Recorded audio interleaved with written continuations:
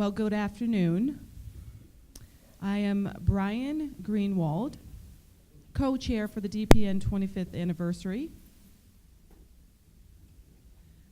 Throughout the semester, we've had various presentations and panels on different perspectives of the Deaf President Now movement and what DPN was as a social movement, of course, comes with different perspectives. We're now nearing the tail end of our presentations. We have one today, tomorrow, and next Tuesday. This afternoon, we have a presentation by Dr. David Armstrong, who will talk about DPN from an institutional level and what happened here at Gallaudet University. The reason why we set these panelists and presentations up is to analyze the institutional level of the impact, the national level to the deaf community throughout the world, as well as the international impact, and what the spirit of DPN impacted, and what challenges are left, and what further work we have to do. Our presenter this afternoon, again, is Dr. David Armstrong. He worked here at Gallaudet University for 30 years, served under 7 presidents, and he received a PhD from the University of Pennsylvania in anthropology, and came to Gallaudet in 1980 and worked for 30 years in various positions. He began in the Office of Institutional Planning and Research when he arrived, and in 1987, in that position in 2007, then became the Gallaudet's chief budget director. And he works with I. King Jordan and was responsible for the university's budget. And he became familiar with the university's administrative and planning procedures. In 2007, he joined Gallaudet University Press and became the director for 3 years, and then retired in 2010. And over the past 2 years, Dr. Armstrong has been working on his book, for the 150-year anniversary of Gallaudet University. Dr. Armstrong is the author of many books and many articles, and he also has written and co-edited 5 books. And his area of focus is language, the origin of sign language, and linguistics. And he will present, and after the presentation, we will have an opportunity for Q&A. So please give a warm welcome to Dr. David Armstrong.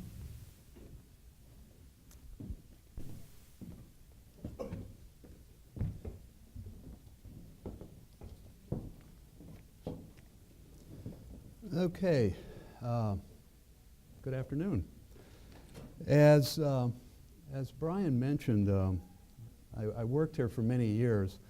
For those of you who are watching the text over there, I just wanted to clarify that I was the university's chief budget officer for between the years of 1987 and 2007. And in that capacity, that was during the entire Jordan administration, I served in that capacity. So you're going to be hearing from me this afternoon a fair amount about financial issues involving especially King Jordan, but also the subsequent presidents of Gallaudet. And before I start, in case you think we're getting bogged down in this financial stuff, I want to sort of give you a brief explanation of why I think it's so important. Actually, I don't think I need to explain to you why it's so important today, as this university faces the sequester.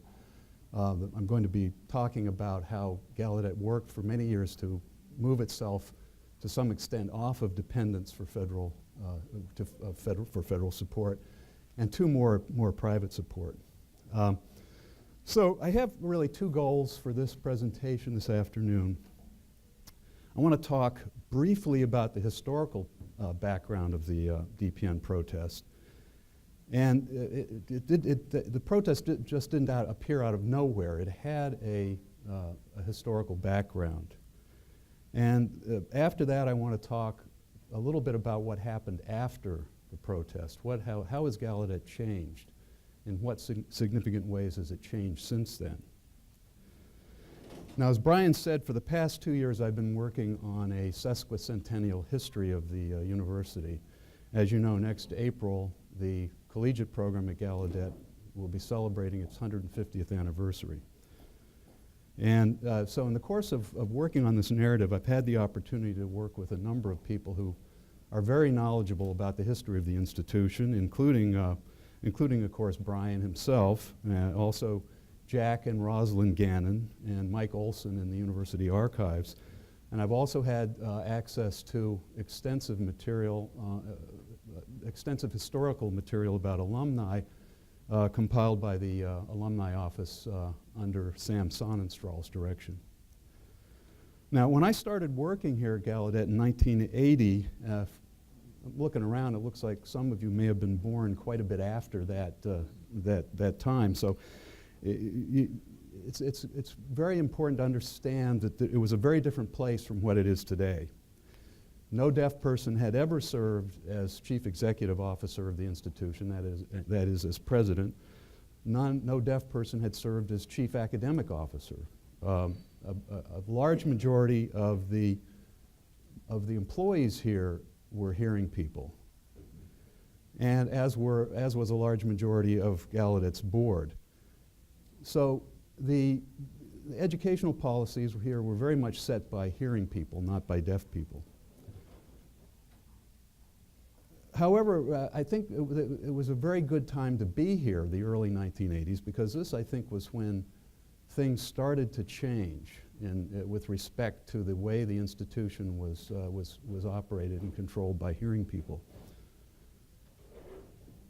To go back a little further in time, I want to mention, of course, American deaf people, the American deaf community has a long history of organizing and creating self-help organizations and advocacy organizations, such as the National Association of the Deaf. There were also, fairly far back in the history of the institution, what I would call at least modest attempts to oppose the hearing domination of the institution. Mike Olson, for example, has documented deaf resistance in the 1880s to the selection of Daniel Chester French, a hearing sculptor, to do the statue of his father, of EMG's father, Thomas Hopkins Gallaudet. The deaf community was very much in favor of having a deaf sculptor execute this statue. And instead, of course, EMG selected a hearing sculptor. The Gallaudet Alumni Association, through the years, worked to get deaf representation, especially alumni representation, on the Board of Trustees. But it wasn't until 1951 that they were successful in getting Boyce Williams, a Gallaudet alumnus, appointed to the board. But in 1988, it was still the case that only 4 out of the 19 board members were deaf. All the rest were hearing. Now, looks like this is the guy who was president when I started working here in 1980. And he continued as president until 1983, at which time he retired. At that point, there was active deaf community support for the idea of appointing a deaf president to succeed him. Merrill himself wrote to the board and suggested that the board consider a deaf person as his replacement. He had also been himself consciously appointing deaf people to high-level administrative positions. This included the appointment of Dr. Thomas Mays as the first deaf vice president at Gallaudet. Mays was appointed vice president for continuing education, So he was not involved in the central academic program. In addition, Robert R. Davila was appointed as vice president for pre-college programs during this time. So Merrill himself had begun to see a role for the institution in direct advocacy for the empowerment of the deaf community. So some active support had started at this time for the appointment of a deaf president. Some very important work was also conducted by Jack and Rosalind Gannon. In 1981, in Deaf Heritage, and there's Jack from quite a while ago, and he's holding his book, Deaf Heritage. Now, here's a copy of the book itself. Now I'm happy to report republished by Gallaudet University Press, so you can get your copy now from the Gallaudet Press. In this book that was published in 1981, Jack published a long list that had been compiled by his wife Rosalind of deaf people who were known to hold earned doctorates. So remember, now we're talking about 1981. And there were many deaf people who held earned doctorates. And I mention this because one of the arguments that was made against the appointment of a deaf president here was the supposed lack of sufficiently well-trained deaf people. This list, I think, showed that argument to be untrue. And I'll refer to it as strength in numbers here.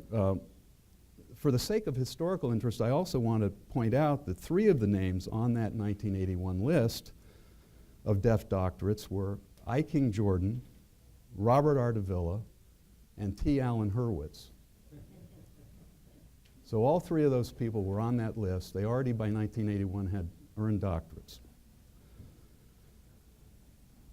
There were 81 people on that list who had received their doctorates since 1952. So I picked the year 1952 because there were a few people before that, but obviously they were unlikely to be very active candidates for the presidency of Gallaudet.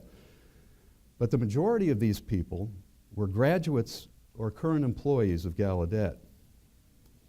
And I think this points to the importance of steps the university had taken during the 1950s to gain accreditation. At that time, the early 50s, the president of the institution, Leonard Elstad, and the board chair, Albert Atwood, were informed that the federal government, especially the Congress, felt that the institution needed to be accredited if it were to continue to receive the sort of federal support it was getting. They wanted, in other words, some demonstration that the institution was living up to high academic standards.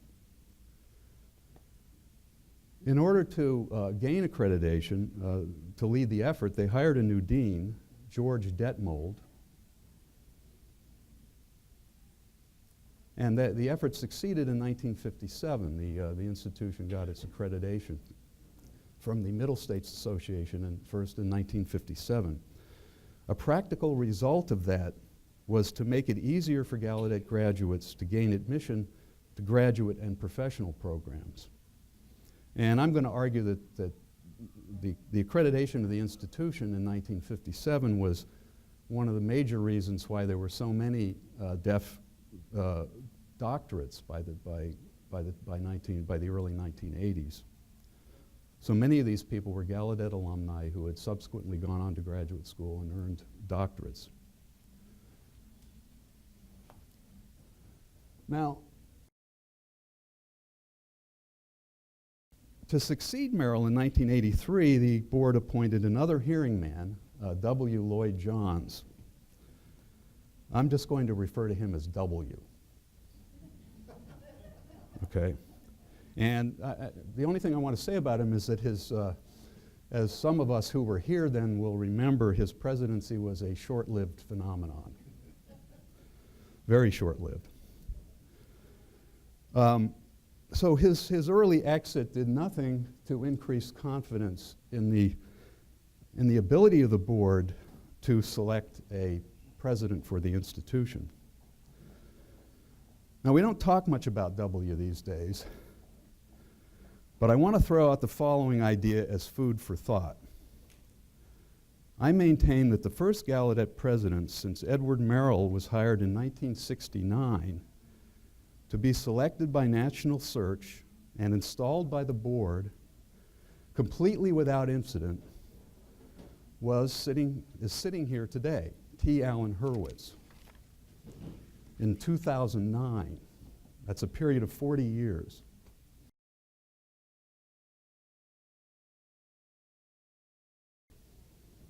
So let's just do a quick review of the selection of Gallaudet presidents during that time.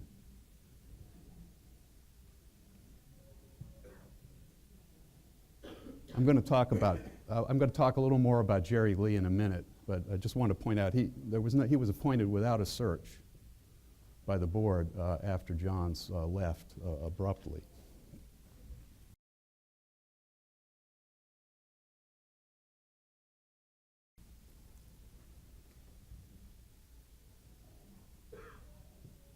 And of course, King Jordan was appointed following a national search, but he wasn't the person chosen by the board. Then, of course, Jane Fernandez. I think most people here are familiar with what happened there. Now, you could argue that Bob Davila was appointed following a national search, but I'm going to say that because of what happened here, I'm going to stick to my story that it was 40 years between successful searches, appointments, followed by a successful presidency. For the first 20 of those 40 years, the board was majority hearing, and for the second 20, it was majority deaf. So you can't just blame it on the hearing people. And I'm not going to talk about this anymore. I just, at this point, I just keep it in the back of your mind and, and think about its significance.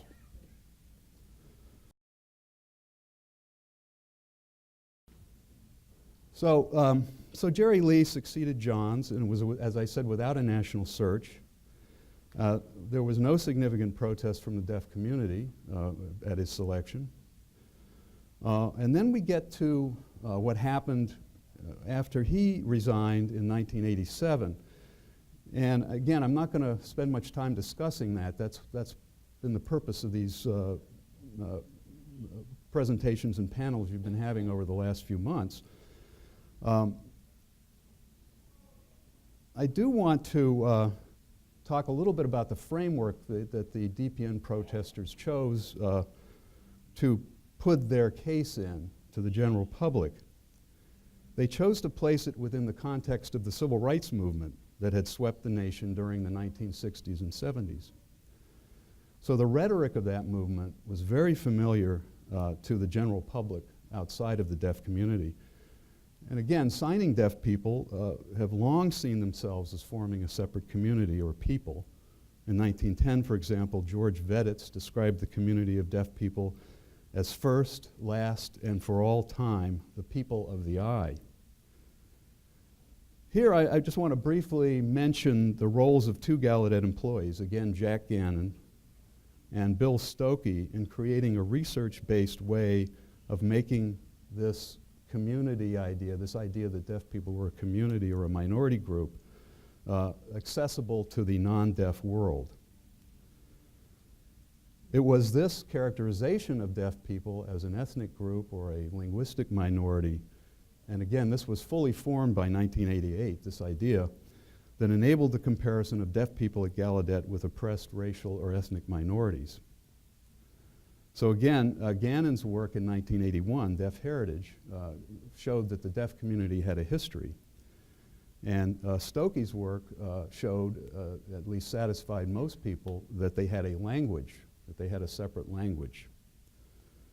Now, many others contributed to both areas of study, including in Gallaudet's history department, John Shookman, John Van Cleve, Barry Crouch.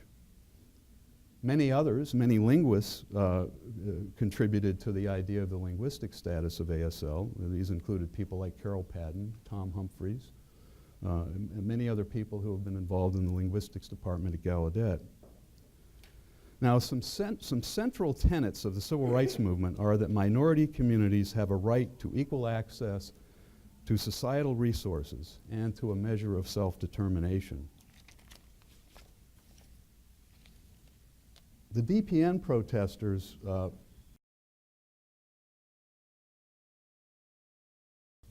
chose to place the argument for a deaf president within this context.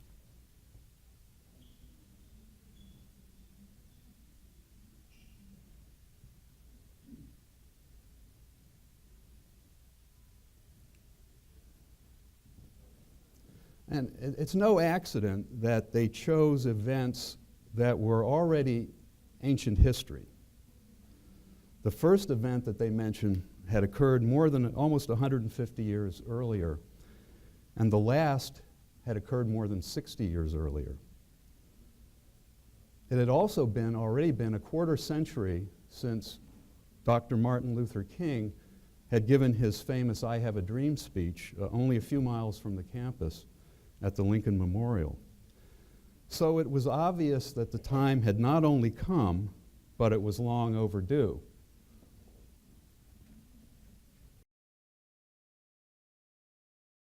So let's just say, free at last, 1988.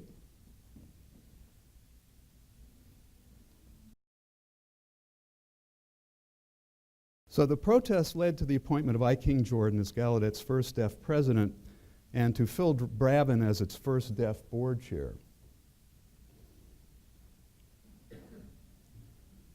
So you've adopted this framework, the civil rights framework for justifying or advocating for a deaf president at Gallaudet. And so you've placed the institution in this framework of community and ethnicity. Once you've done that, you've also created a paradigm in which the educational nature of the institution may become problematic.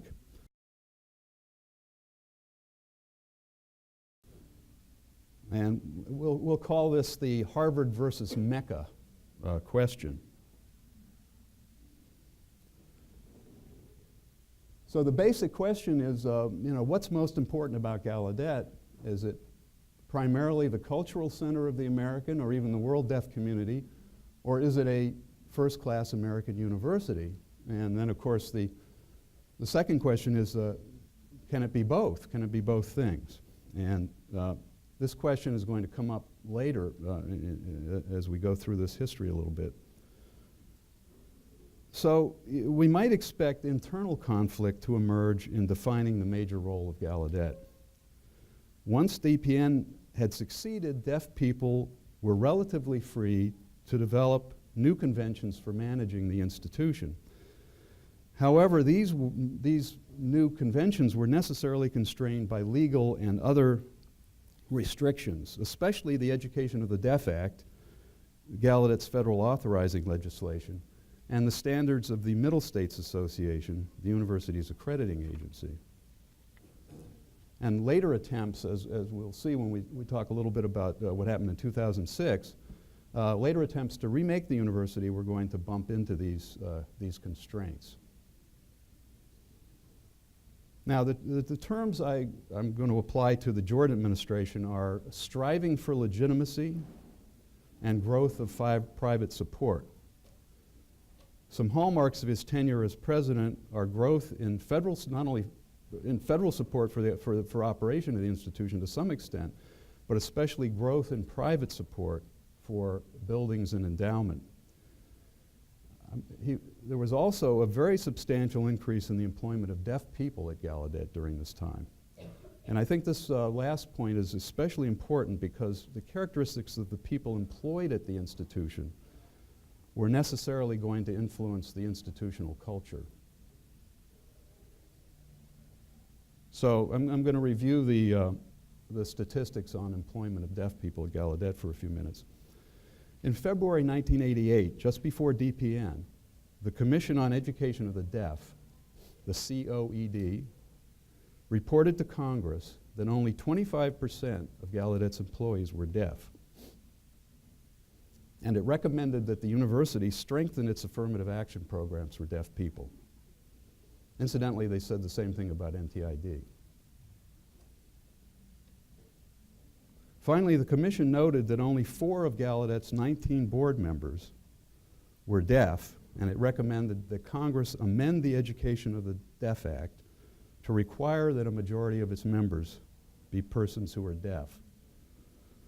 Congressional hearings on this report were scheduled for March 21st, 1988. Now, you remember when DPN happened, so we're talking roughly a week to 2 weeks after the DPN protest. Congressional hearings were scheduled to review and discuss this report from the Commission on Education of the Deaf. One of King Jordan's first acts as president was to testify at the Senate hearing on this report. And I had been working on preparing testimony and so on as background for this, for this commission hearing even before DPN.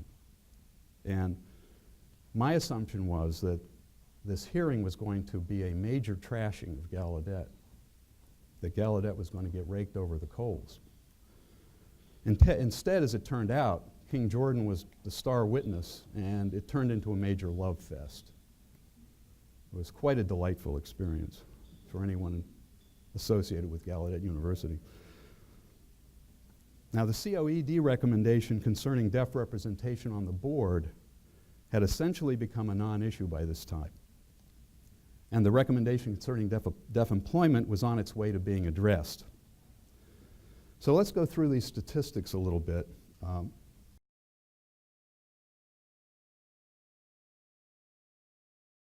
I'm just going to put these up for a minute. I'm going to talk about them now for a minute.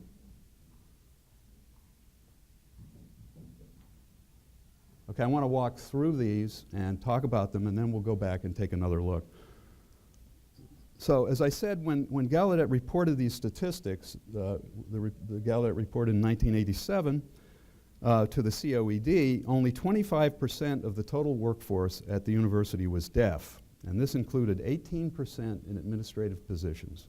So only 18% of Gallaudet administrators were deaf at this time.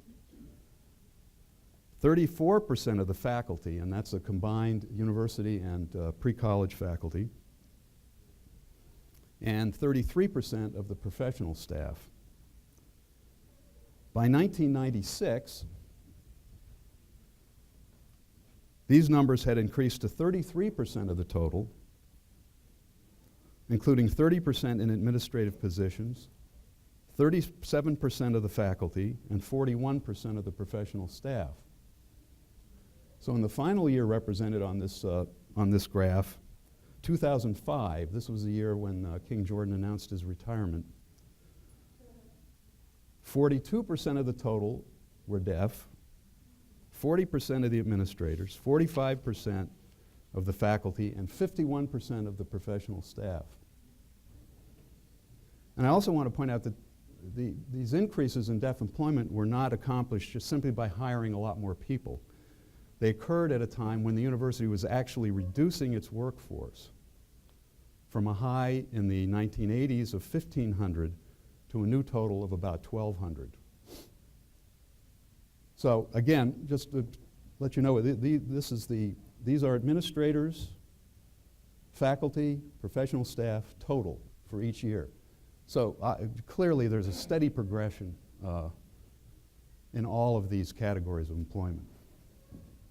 And as we'll see later, this trend has continued under President Davila and President Hurwitz.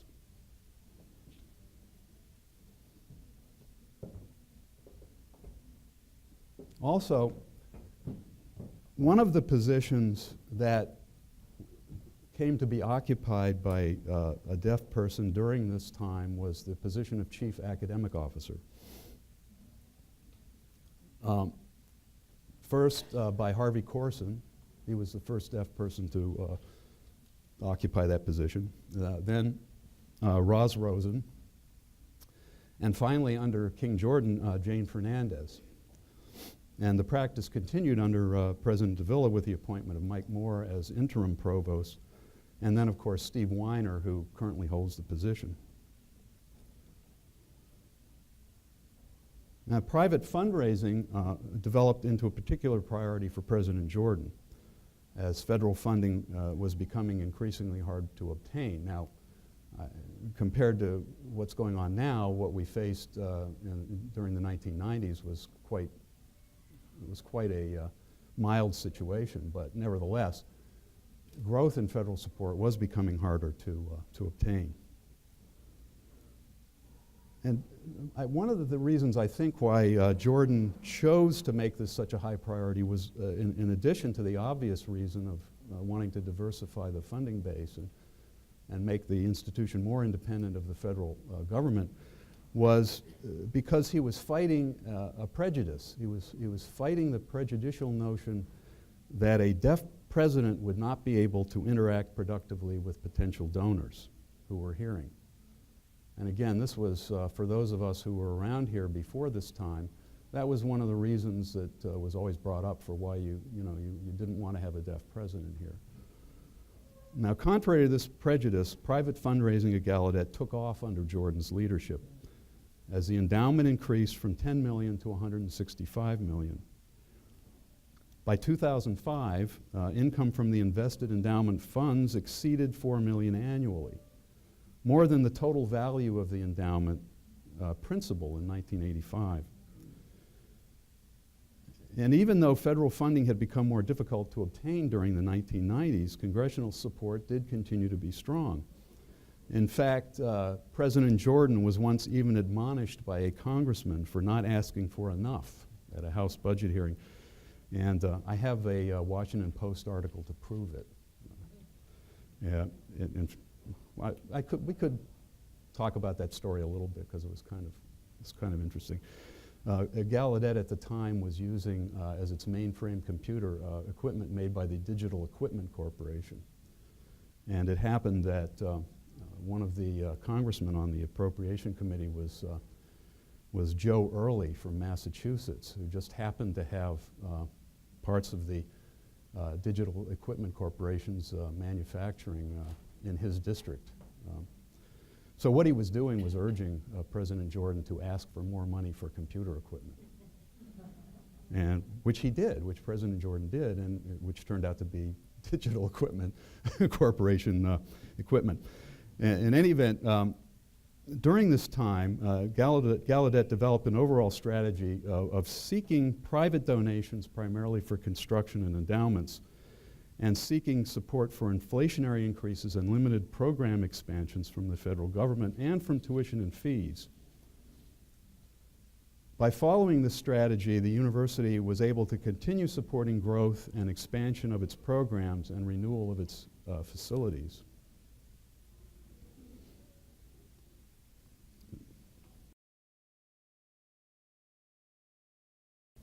A key component of the university's longer-range fundraising effort was the Unite for Gallaudet campaign. This was the university's first real capital campaign, launched in 1997. Its initial goal was to raise $30 million for scholarships, endowments, academic programs, and a new state-of-the-art student academic center. And as this shows, the eventual total that was raised was $39 million.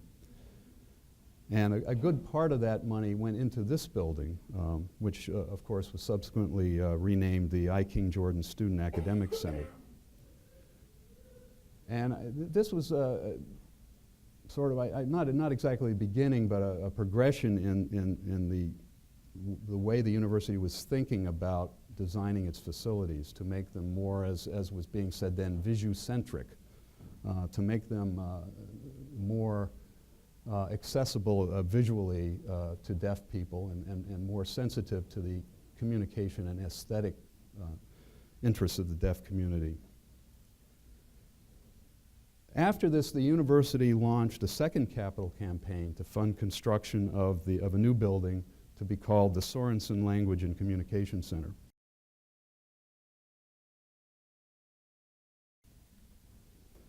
Of course, this was after the naming was after its major donor, the Sorensen family of Utah, which had made a major gift, which was subsequently matched by other fundraising by the university.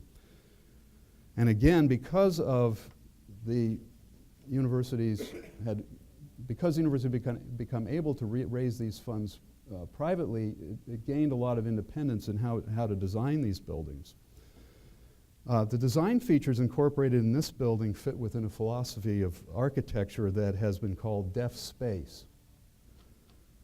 A student workshop on deaf space was established during the early 2000s under the sponsorship of Provost Fernandez and Vice President Paul Kelly, and it was led by Deaf Studies Professor Ben Bahan and campus architect Hansel Baumann. And again, its goal was to involve undergraduate and graduate students in the development of innovative designs appropriate for use by the deaf community. So again, I'm going to maintain that all of these things were outcomes of DPN and the increasing focus on the idea that this was in fact an institution of and for deaf people. So we're now getting to 2006 and what happened after King Jordan announced his retirement. And I think all of that is still pretty well known around here, and I don't want to go into too much detail. And I'm not going to try to give you any explanations for why it happened. But it is important, I think, that although some hearing people were involved in organizing and carrying out the protest, from the perspective of the outside world, it was seen as primarily, if not exclusively, a deaf event. It seems clear that it involved issues raised during DPN that had not been resolved. But whatever the outcome, it was going to be mainly deaf people, board members, administrators, and students who were going to be held accountable. Matters of language and culture were surely at issue, as was the Harvard versus Mecca question, but in some fairly complex ways. Some said that the university administration had given too much attention to fundraising and not enough to educational quality and accountability. Under an evaluation system called PART, P-A-R-T, the Federal Office of Management and Budget issued an unfavorable rating of Gallaudet at this time. Perhaps there were fundamental issues concerning bilingualism and its mission that the university had not fully confronted. Certainly there were issues of personality and personal interest, as well as race and gender within the deaf community. All of this having to do with an institution that is central to deaf identity. And finally, I would ask you to remember what I said about the difficulties Gallaudet boards have had during the past 40 years in selecting and installing new presidents. So it has been, selecting a president here has been a contentious issue through the years. Fortunately, as the events of 2006 unfolded, congressional support never wavered. However, I was serving at that time as Gallaudet's liaison with the U.S. Department of Education, and I was asked by the department's head budget guy if the university was open for business during the protest.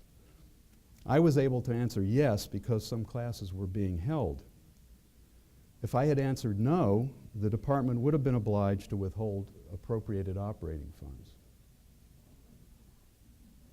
In retrospect, these problems with the federal government proved relatively simple compared to the problems that quickly developed with the university's accrediting agency, now called the Middle States Commission on Higher Education, MSCHE. I've already explained why accreditation is so important to Gallaudet and so vital to its future and to its graduates.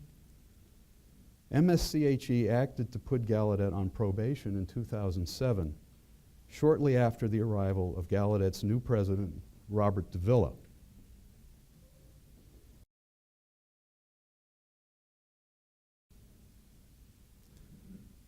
So it was going to be up to a new deaf president to sort all of this out.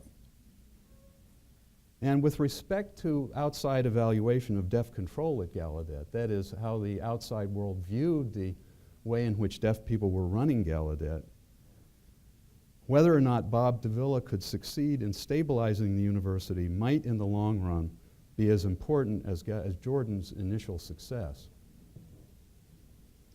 Among other things, MSCHE expected to see clarity with respect to Gallaudet's mission and improvements in the way the board operated, especially with respect to choosing a president. It also called reform of what it considered an outdated undergraduate curriculum, and above all, MSCHE made it clear that it would not tolerate any more instances of intimidation or campus closure. Concerning the Harvard versus Mecca issue, MSCHE maintained that Gallaudet could certainly act as a cultural center, as was true with many historically black colleges and universities and many religious colleges, which also have this dual function. However, to retain its accreditation as a university, MSCHE insisted that Gallaudet had to meet the Commission's academic standards. With respect to the threat of loss of accreditation, the Gallaudet community came together almost universally to satisfy the concerns of MSCHE. This required action by the board, the administration, the faculty, and the student body. Gallaudet was off probation by the end of the year, that is 2007, and accreditation was reaffirmed in 2008. As part of this process, Gallaudet developed a new mission statement recognizing the bilingual nature of the university, and for the first time, explicitly naming ASL and English as its two languages.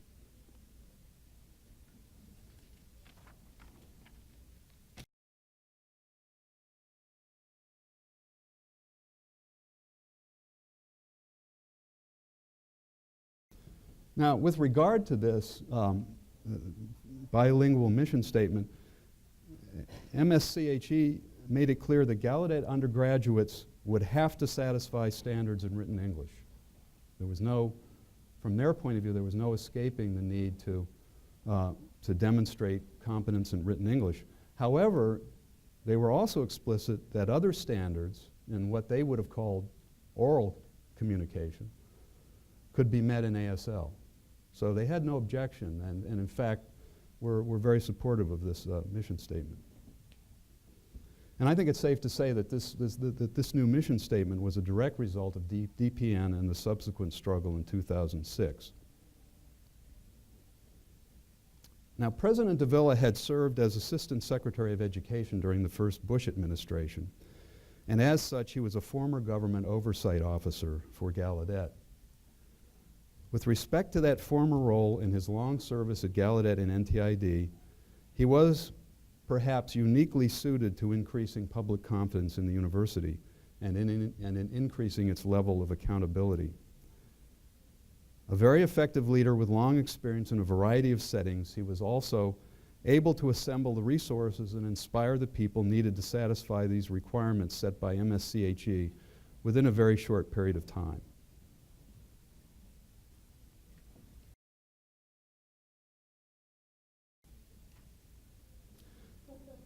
Gallaudet's third deaf president, Alan Hurwitz, now occupies House 1. And I'd use these terms, I think, to characterize his administration so far: maturity and outward focus. And he can disagree if he wants. The university's isolation from the mainstream higher education community was one of the major MSCHE criticisms of Gallaudet in 2007. Gallaudet now looks much more like a participating member of the American higher education community than it did in 1988 or even 2006. And I find it very gratifying that the MSCHE site visit that occurred here last week appears to have gone so smoothly. So here are a few initiatives that President Hurwitz has announced during his first 3 years in office. that are designed to increase the university's interaction with other universities. The university has entered into a partnership with 9 other Washington, D.C. area universities as part of the Chesapeake Crescent Innovation Alliance. The university has also entered into an agreement with the mayor of the District of Columbia and 8 other local university presidents to work together to make Washington, D.C. the greenest college town in America. And I believe very recently there was an announcement of a new international consortium that Gallaudet will be involved in. In addition, the university has developed a new outward-looking campus facilities master plan that was approved earlier this year by the DC government. As part of its master planning process, the university was especially interested in influencing the development that was occurring in the NOMA, that's the north of Massachusetts Avenue neighborhood, and in devising a plan not only for the campus itself, but for the undeveloped land it owns in the neighborhood. And a number of factors have influenced this plan, and then I'll just mention a few that, again, designed to be looking outside to the larger world. First of all, creating a new main entrance to the campus at the corner of 6th Street and Florida Avenue. Keeping the fences and walls around the campus, but creating more openings in them. And creating more opportunities for students to interact with the neighborhood residents. And I said earlier that the trend toward greater proportional representation of deaf people in the Gallaudet workforce that began under President Jordan had continued under Presidents Davila and Hurwitz.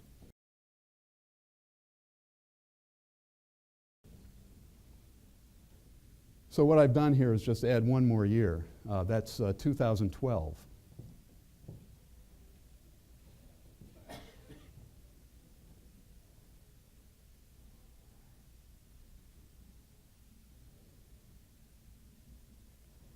So what's happened, again, this is the deaf percentage of the total workforce, this bar. And you can see it was 25% in 1987, and it's now 50%. So it's exactly doubled. And that has occurred during a time, again, when the reduction in staffing here has continued. So the total reduction now from the peak of 1,500 employees in the early 1980s is a third. It's the workforce has been reduced by 500 down to 1,000 or less now. So the influence of deaf people at this institution is certainly growing, and I'm just going to use this as a numeric representation for it. So just to finish up, I want to say the obvious, which is I have not been involved with Gallaudet on a day-to-day basis now for almost 3 years. But what is going on here from an outside perspective, from my outside perspective, appears very positive. And especially impressive is the level of caring that people here have for this institution. And I think that's an invaluable resource as the institution goes forward. And again, I want to thank Brian Greenwald and Steve Weiner for inviting me to participate in this celebration of a great event in the history of this institution and of the deaf community. And I'd be happy to take questions at this point. Chair. So, fascinating statistics. I have one question in terms of your comparison between Harvard and the Mecca, right? So Harvard University is one of a kind, and Gallaudet is one of a kind. So statistically, what would the statistics be of the number of deaf people here without including the Clare Center? Would it be significantly different? I think less, yeah. I don't have the statistics, but the percent of deaf teachers, for example, percent of deaf teachers is higher than the percent in the university faculty. But in general, you also have to understand that the Clare Center shares central functions with the university also, so it's very hard to exactly separate those statistics. Yeah.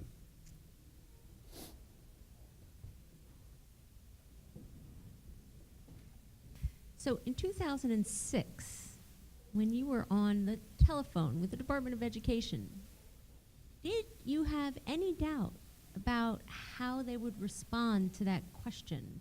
Or did you explain exactly what was happening here? Can you tell us how you felt about that conversation? There was only one answer that guy wanted to hear, and that was yes. It was open. He would not have wanted to contemplate what would need to be done if the institution had remained closed for any significant period of time, because there was no precedent.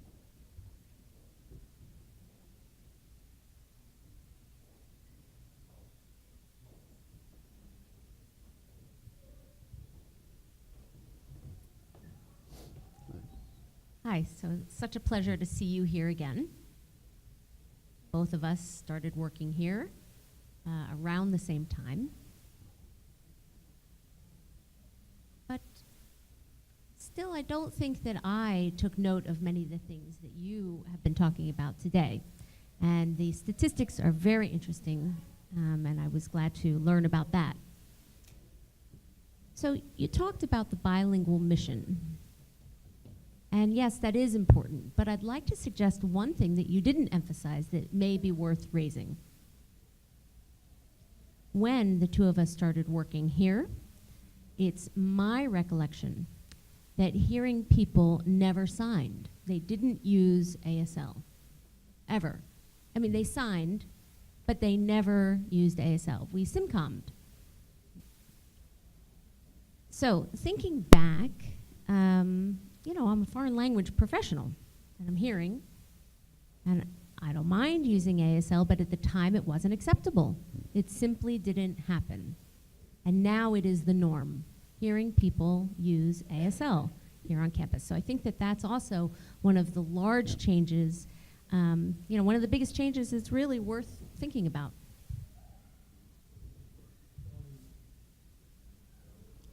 Great.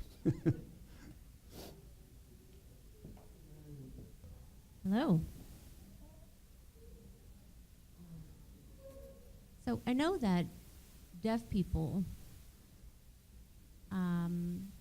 obviously include people of different races, genders. We're not talking about just deaf people. And so the struggle is really, I think, even larger than what you've presented. And maybe I've overlooked that, but I think the struggle for deaf people to gain control was very complex issue. So I very much appreciate your efforts in discussing that very struggle. And I think that I would like to also see and emphasize that including people of color as well as women and men in that discussion is also crucial. Yeah, no. Yeah, I mean, I agree completely, and there's, I think, no question that those issues were very much involved in the 2006 protest. And again, in some pretty complex ways, but absolutely, many of those issues have not been resolved to the satisfaction of many people, I think. Yeah.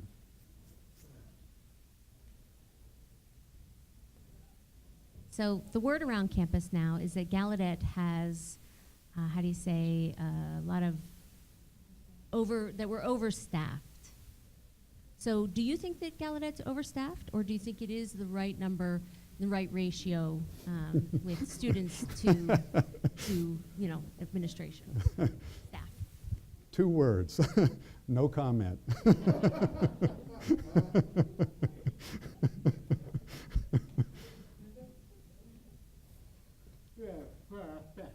You have brought back many memories of both 1988 as well as 2006. And for those of you who were not here, the protest in 1988 was completely different than the protest in 2006. there's just no comparison to be had. So I'd like to stress that to all of you. So when David was talking with the Department of Education and they asked if Gallaudet was still open, that's very different. If you recall, in 1988, the students had already taken over HMB classrooms. So at the time, I was the interim provost, and I couldn't even go into my No one asked that office question in 2006. in 1988. That's right, nobody asked that question. So campus was still open in 2006. People could come in and out. So I had to reschedule alternative classrooms outside of HMB so that we could continue holding our classes.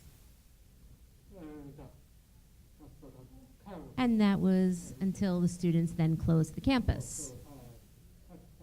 So for those 2 days, that was the reason that MSCHE then gave us a warning that we could not close campus again.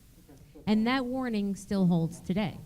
That is one of their criteria. So thank you so much for bringing back memories.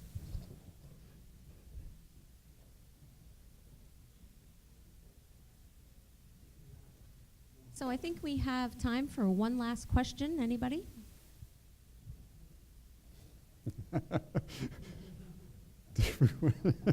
Yep, I have a different question this time. So what would be your wish for Gallaudet in the coming 20, 30 years? Wow.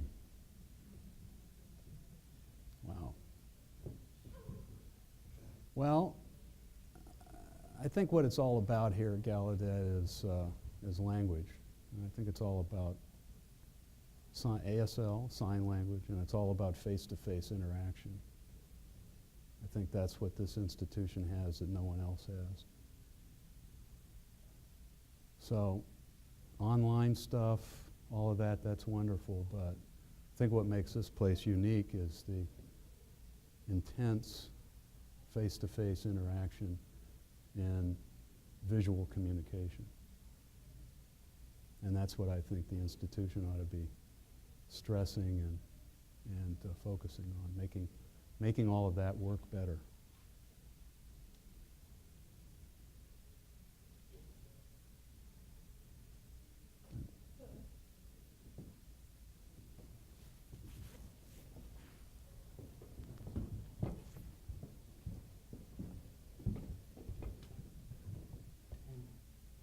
So we are now out of time, but before I actually thank you for coming, I would like to make a brief announcement.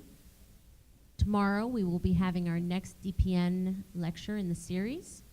Tom Humphreys, who is also a member of the Gallaudet Board of Trustees, will be giving his lecture tomorrow afternoon, 12:30 to 1:50.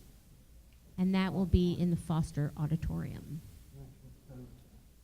He will focus on DPN and Deaf America on the national level and what has happened since then. So in closing, thank you so much for being here. Thank you so much for sharing your thoughts and your insights. We're very grateful. Thank you.